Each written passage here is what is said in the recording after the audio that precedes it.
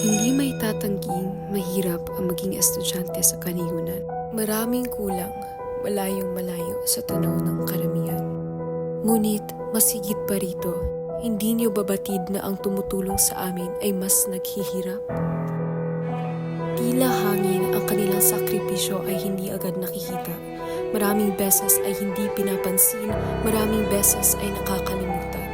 Ngunit ang bawat hakbang naming mga mag-aaral sa kanayunan, ang aming bawat tagumpay ay patunay ng kanilang sakripisyo.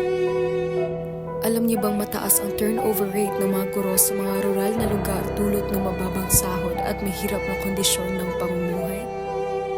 Kulang sila ng suporta.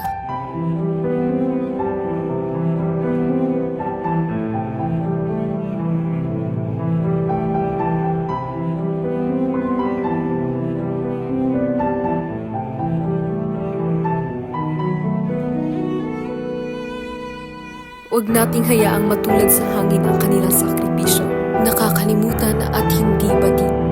Ibigay natin sa kanila ang nararapat na pagkilala at suporta sapagkat sa kanilang mga kamay nakasalalay ang bukas naming mga kabataan sa